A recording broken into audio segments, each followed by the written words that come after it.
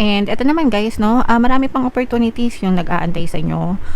Kumbaga magbubukas yung mga pintuan ng oportunidad sa inyo guys para maabot niyo yung mga ambisyon niyo sa buhay. So maraming paraan, no, hindi lang isa yung paraan para ma-achieve mo. Hindi siya straight line. Para maabot mo yung ambisyon mo, maraming daan, maraming paraan. So yung kasabihan guys na kung ayaw may dahilan, kung gusto maraming paraan. Okay? So yeah, kung gusto niyo talaga, makikita niyo yung maraming paraan, maraming ways.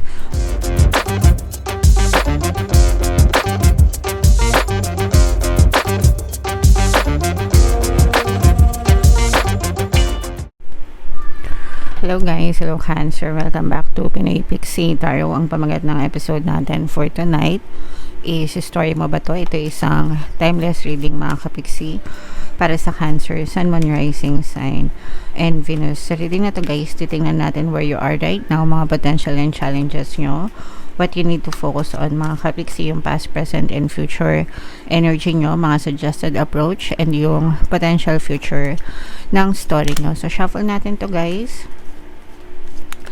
Unahin natin yung angel message para sa inyo, Cancer. Clear your space, guys. Kailangan yung mag-declutter, no? Maglinis. Yung kalat, mga kapiksi, naglalabas yan ng negative energy. Kapag makalat yung space nyo, makalat yung lugar nyo, magulo din yan sa isip, mga kapiksi. And kapag cluttered yung isip nyo, cluttered yung vibration nyo, guys, mabigat yan. So, dapat naglilinis talaga tayo. Guys, no? Get rid of clutter, clear the energy around you, and use feng shui, no? Kung naniniwala kayo sa mga feng shui, mga kapiksi. Pero, yun lang, yung simpleng paglilinis, guys, no? Napaka-importante nun. Kailangan malinis yung space natin, maayos yung space natin, mga kapiksi, para maayos din yung ating pag-iisip. Magaan. Kapag malinis yung paligid natin, magaan siyang dalhin, mga kapiksi. Okay? Alright. So, yan yung first message para sa inyo, guys. Another message for you, Cancer, is ito naman ay sa love. Tingnan naman natin yung love message for you, guys. Ito yung message natin. Tingnan na, ito yung image ng card, guys. So, it is important right now to take a step back and spend some time alone. Instead of placing your focus on another, now is the time to give to yourself. Pag in a relationship tayo, guys, no, parang lahat na lang yung buong mundo natin umiikot na sa person natin at saka dun sa relationship. Sometimes nakakalimutan na natin yung sarili natin, mga kapiksi. Okay? So, dapat meron din kayong time sa sarili nyo, mga kapiksi, no? And yeah, so do things on your own, guys. Spend some time alone, especially guys kung may mga problema kayo sa relasyon, no? Minsan kapag pinipilit nyo na maging ma-okay kayo ng person mo, pero nandun yung tense, hindi talaga siya nare-resolve, guys. Kaya importante na kumbaga time out muna, guys, and just focus on yourself for a little while. And yeah, hanggang sa maging ma-okay kayo, mga kapiksi. Kapag ma-okay kayo, ma-okay yung pakiramdam nyo sa sarili nyo, mas magiging ma-okay din yung inyong relationship with your partner o specific person, guys. Okay? Alright. So, yan yung love message para sa inyo, Cancer. Alright. So, ito yung deck na gagamitin natin, guys. Shuffle natin to. Hanapin natin yung energy ng Cancer. Habang sinashuffle ko to, guys, panoorin nyo muna yung video natin regarding sa ating paano mag-manifest ng abundance video course. Kapiksi, sawa ka na ba sa mga struggles at hirap sa buhay mo? Masipag ka ba at masikap sa buhay ngunit hindi ka pa rin umaasenso? Ilang beses ka na bang nag-attempt mag-negosyo at mag-invest pero palagi ka pa rin nalulugi?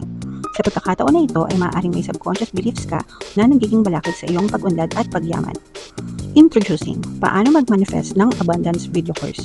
Dito ay matututunan mong ma-overcome ang mga balakid mo para tuluyan ka ng umunlad, umasenso, sumagana, maging matagumpay, successful at maswerte sa iyong kabuhayan, pera, trabaho, negosyo, salapi at kaperahan ng bonggang-bongga. Dali, mag-send na ng email sa pinoypixie@gmail.com at simulan na ang iyong pagyaman ngayon.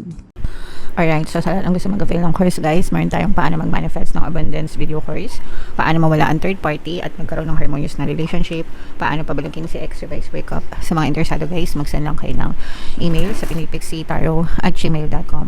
And sa mga naghahanap ng pampaswerte guys, meron tayong money shaker jars. Ito yung WhatsApp number natin guys, tsaka ito mga kapiksi, no? I-chat nyo lang ako dyan, ilalagay ko din yan sa comment section mga kapiksi. So, Cancer, kayo ay represent ng King of Cups sa ating spread mga kapiksi. So, yung first message natin guys, kung ano lang yung makaresonate sa inyo, take that message. Ito mga kapiksi, meron kayong vision mga kapiksi, no? And, ibig sabihin, may vision kayo, ambition, no? Kaya vision, ambition. So, parang nandun kayo sa, sa state na nagiging inspirasyon nyo yung ambisyon nyo sa buhay para lalo kayong magsikap mga kapiksi. Pero ito guys, maghinay-hinay kayo, no? Wag din kayo, kumbaga wag din kayong padalos-dalos. Mas maganda yung pinaplano nyo yung mga paraan, no? Para maabot nyo yung mga ambisyon nyo sa buhay mga kapiksi. Kasi minsan padalos-dalos tayo, nagmamadali, minsan nagbabackfire. Lalo pang nagbabackfire yung mga ganong scenario. So, mas mabuti na yung careful kayo sa pagdidesisyon sa mga pagkilos nyo mga kapiksi. Alright? And for some of you, maaaring may mga magagandang kontrata, mga magagandang transaksyon na ma-experience nyo na may kinalaman din sa mga ambisyon nyo mga kapiksi. Okay? So, dadating yung time na kumbaga dadating yung tamang timing, tamang pagkakataon, no? Nagbubukas ng pintuan si universe, no? Para sa mga movement, para maabot mo yung mga ambisyon mo sa buhay. And ito, maghinay-hinay kayo, no? Sabi ko nga kanina, 'di ba? It's okay na may plano kayo, pero at saka mag-take ng action, pero maghinay-hinay din. Kumbaga tamang balanse lang, guys, no? Tamang balanse lang sa pagkilos para hindi kayo mapahamak din. Yung kasabihan na ang tumatakbo ng matulin, kung matinik ay malalim, no? So swak na swak sa inyo yung kasabihan na yan, Cancer. Yung iba sa inyo guys, galing kayo sa hirap, galing kayo sa pagtitiis, no? And yung mga hirap na yon, yung mga pagtitiis na yon, yun yung naging drive nyo, motivation nyo para lalong magsikap sa buhay. I'm sure guys, maraming makaka-relate sa atin, no? Sa mga kaidaran natin dyan, na marami talaga sa atin galing sa hirap, marami sa atin na nagdanas ng kahirapan, kaya talagang nagsisikap sa buhay para maiangat-angat yung status ng ating pamumuhay, Cancer. Okay? Alright, and eto naman guys, meron kayong kakayahan. Isa sa mga strength nyo is you have the power to walk away, no? Meron kayong matibay yung loob nyo. Alam nyo kung kailan kayo tatalikod sa isang tao, bagay, sitwasyon na hindi makakatulong sa inyo, no? Marunong kayo, you have the power to walk away. Yun na yun mga kapiksi, no? Kapag hindi siya karapat-dapat sa'yo, kapag toxic siya, kapag hindi siya maganda, marunong kayong tumalikod doon, mga kapiksi. Okay? So, maganda yan. Kasi yung iba tinitiis, no? Nagtitiis. Yung iba, kahit inaabuso na, hinahayaan lang yung mga sitwasyon. Kayo hindi, no? Marunong kayong magsabi na, no, you're not going to do this to me. Yung mga ganon, no? Yeah. So, maganda yan guys, kasi alam nyo kung ano lang yung dapat nyong i-tolerate sa buhay nyo, mga kapiksi. And in the near future guys, ito na nararamdaman natin na merong sumusuporta sa inyo, especially kung meron kayong mga partner or specific person guys. Sila din yung sumusuporta sa inyo, sila din yung nagiging inspirasyon nyo, sila din yung nagiging source of strength nyo, mga kapiksi. Yung iba naman sa inyo guys, parang inaalay nyo yan sa sarili nyo, no? Parang sinasabi mo sa sarili mo na, oh, kaya mo yan, okay? Kaya natin yan. Parang ganon, no? You're talking to yourself, mga kapiksi. And, excuse me. For some of you guys, no, ito kailangan nyo itong ma-overcome kasi for some of you, maaaring meron pa kayong mga limiting beliefs, guys, no, ibig sabihin, may mga times na hindi ka naniniwala na kaya mo. May mga times na pinanghihinaan ka ng loob, mga kapiksi. May mga times na natatakot kang kumilos. And okay lang yan, as human, guys, kasi parang protective layer yan ng utak natin, mga kapiksi. Okay, para hindi tayo mapahamak. Pero kaya nga, 'di ba? Kailangan maghinay-hinay, no? So, okay din 'to, nakakatulong din somehow, pero wag niyong hayaan na mamatay yung mga ambisyon niyo sa buhay dahil lang sa mga takot niyo, no? Kasi hindi niyo rin malalaman yung resulta, Cancer, kung hindi niyo susubukan. So, much better na sumubok pa rin kayo, Cancer, okay? And ito naman guys, no, marami pang opportunities yung nag-aantay sa inyo. Kumbaga magbubukas yung mga pintuan ng oportunidad sa inyo guys para maabot nyo yung mga ambisyon nyo sa buhay. So maraming paraan, no, hindi lang isa yung paraan para ma-achieve mo, hindi siya straight line. Para maabot mo yung ambisyon mo, maraming daan, maraming paraan.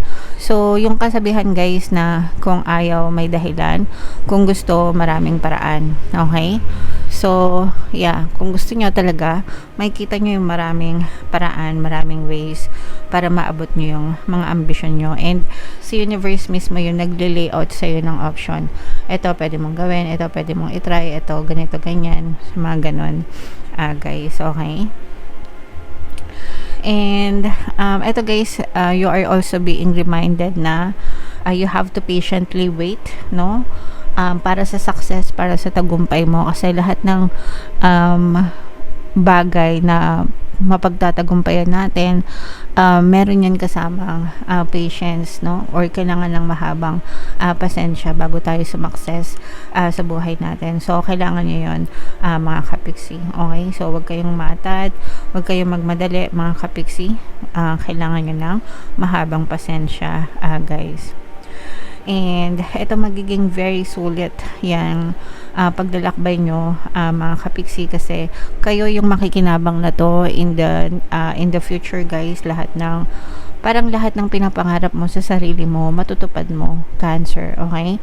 Kung paano mo ini-envision yung sarili mo, kung paano mo, yung iba sa inyo guys, parang feeling ko gumagawa kayo ng mga vision boards, ganyan, and okay lang yun, mga kapiksi, no? Yeah, so gumagawa kayo ng mga vision boards.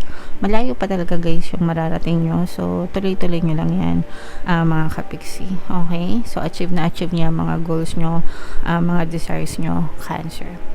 Alright, so comment down below guys if feeling nyo naka-resonate kayo dyan. I-mind nyo itong mga katuparan ng mga pangarap na to, mga kapiksi, itong mga maraming oportunidad guys, no? I-mind nyo yan sa comment section. Yan yung mga magagandang energy natin para sa inyo, Cancer. And for more tarot readings guys, ito yung playlist nyo. Ito naman yung ating success stories ng paano mag-manifest ng abundance video course. Panoorin nyo itong video natin guys about money shaker charts.